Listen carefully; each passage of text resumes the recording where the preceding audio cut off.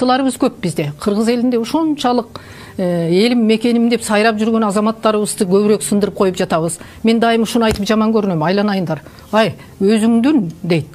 Бул менин сөзүм эмес. Өз баатырларыңды кор тутсаң дейт. Бөлөк элдин иттерине кор болуп каласың дейт. Абайла деп атат. Мына ошон үчүн мен айланайындар элден тилейт элем. Чын эле адабияттан окуп, же бир дастандардан айта бербей кечке. Маңдайыбызда жүргөн, каршыбызда жүргөн, катар жүргөн ушул мына 30 жылдын аралыгында мекенибиз үчүн жаманбы жакшыбы жыгылган сайын туруп элим деп аткан азаматтарыбызды биз барктап алышыбыз керек. Мен ушундай айтат элем да, мыкты баатырларыбыз бар. Мына ошол эле Мадумаров деген бир азаматыбыз бар. Мен саясий айдыңда ушул балага акыркы мезгилдерде мындай бизкилер айтат, там бердим деп. Ушул азаматты дагы бир кадырын билбейбиз го. Кыргызым деген кандай бир жарык чолпонубуз. Мен ушинтип айтат элем. Мисал келтирип атам да, андай азаматтарыбыз көп. Атака Мадумаровду сыйлай, мисалы үчүн өтө чечен, анан мындай бир тазалыгы менен. Тазалык дегенде уурдап алган, жеп алганда эч качан жабышкан эмес да, болгон эле жана каптап келип, ушу жанагы жогорку кеңешти чаппайбыз деп эле ошону ызчы болгон. Бирок ошол эле убакта кээ бир адамдар бар, урматтуу бир туугандар, булар жана орозо битирип берип атканда санап бербейт. Көп берет.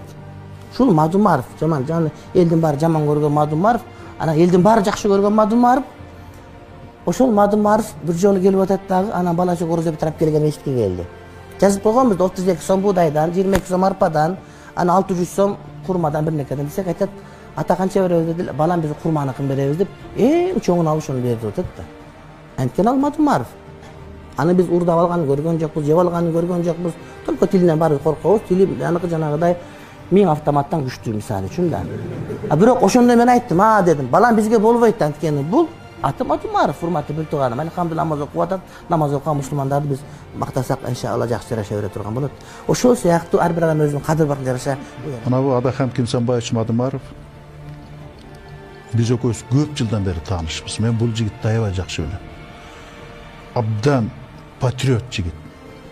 Кыргыз эли жери дегенде жанын берген жигиттерибиздин бири да. Мына экөөбүз көп сүйлөшөбүз эл жөнүндө. Бул ушунчалык тарыхты да кыйын билген жигит, экономиканы да түшүнгөн жигит, маданият, адабият, искусствону да ушунчалык терең түшүнгөн жигит да. Жан дүйнөсүнө бүт ошолордун баарын батырып алган жигит да. Мындайча айтканда, мунун бир кичинекей муштунда болгон жүрөгүнө ала тоону батырып алган жигит. Кыргыз деген улуу журтту батырып алган жигит да.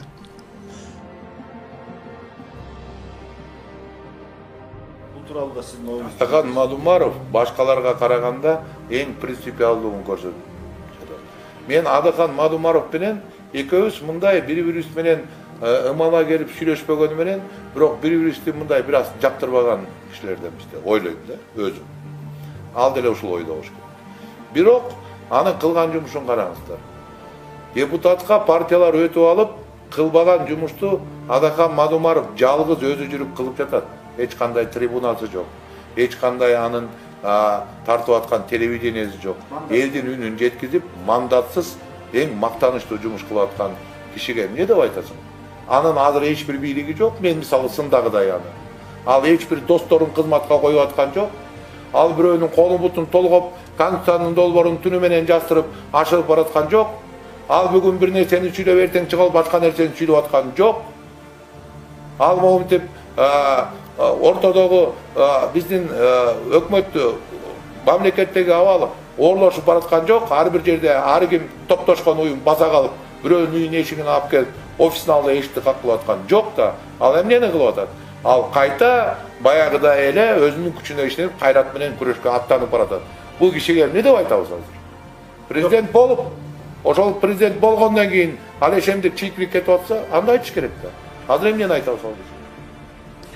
Мен ушул жана саясатчылар ар кандай бир кызыкчылыктар үчүн да бирин-бирин каралап, анан бирин-бирин чыккынчыга теңегенде маданияттуулуктун дагы абырдын дагы чегинен чыгып кеткенде караман чыгарышмын.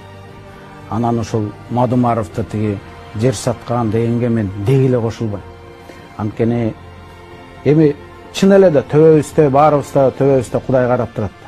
Ошо киши колу таза адамдардын бири. Чын эле, чынында эле мээрим ошондой. Баягы бийликте канча жүрдү? 10-20 жылда 4 жолку депутат, 3 жолку, 5 жолку депутат болду. Андан кийин госсекретарь болду. Ал жакта жүрдү, бул жакта жүрдү. Бирок колу таза да. Анан ошо киши барып эле кантип эле барып эле ме койгула, жерибизди алып койгула деп теги сатып ийсин. Сатып берди, антип каркыра боюнча казактарга сатып берди деди. Казактар кыргыздарга сатып берди, ызы чыгып жүрүшөт мисалы үчүн. Ал болгон жер алмашылды, сатылган жери жок.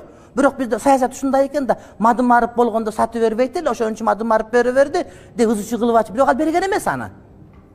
Ошого мындай билбесиң аралашпа деген сөз да. Пайгамбар айтат го, мин хусни исламил мар'i таркуху ма ла я'нихи. Мусулмандын эң жакшы сыпаты өзүнө таандыгы жок, тиешеси жок, колунан келбеген, башы жетпеген нерсеге аралашпагандыгы дейт да. Бизде бардык аралашат да. Бир эле мисал. Вот Атамбаев, Алмаз Атамбаев. Жанакы Чоркудан өткөн жолдор бар да, жолдор. Ол Баки учурунда келишим түзүшкөн. Бизге 3,5 километр узундугу менен жер беребиз, жол беребиз деп биз ага 20дан ашык километр 104 гектарды бергенбиз жанакы лепти өткөргөнгө, алмашабыз деп. Алар салышты. Булар болсо дарактарды эгизишти дагы 3 жыл өткөндөн кийин кайтышпады, чуу чыгарышты. Аны чуу чыгарганда менин жакшы көргөн иним Адахан барды азерге. Адахан барып комиссия келгенде алар айтты, мына үй салынып калыптыр, дарактар өсүп калыптыр, онон көрө биз 275 метр белгилеп колду койдуруштук меморандумга. Эми бүгүн ошол Адаханды бар күнөөлөп атпайбы? Адахандын бул жерде эч кандай күнөөсү жок. Себептен ал болгон меморандум койганда ошого муну кийин мыйзамдаштырган ким? Мен айтып берейин. Мыйзамдаштырып өкмөт токтомун киргизген Сулайманов Нурлан, министр транспорта. Анан Чудинов премьер-министр. Анан биз революция болуп кетип, токтоп калгандан кийин Атамбаев премьер-министр болгондон кийин Атамбаев колду коюп ошону ратификацияга киргизип атпайбы? Дагы жакшы, мен комитеттин төрагасы болуп калып, мага келип түштү да карасам 5 колдой элебиз да. Ошол анан ал жерден чечип чыгарды, бул кыргыздын улуттун кызыкчылыгына туура келбейт деп катуу мындай жазып берип койду келе, калтышкырып алып туруп баарын урушуп, анан ошол бойдон токтоп калган болчу. Мына ушундай да өзүбүз. Анан кийин бизде дагы бир жаман сапатыбыз бар экен. Ошол түшүнбөй башка адамдарды күнөөлөгөн бул жаман да.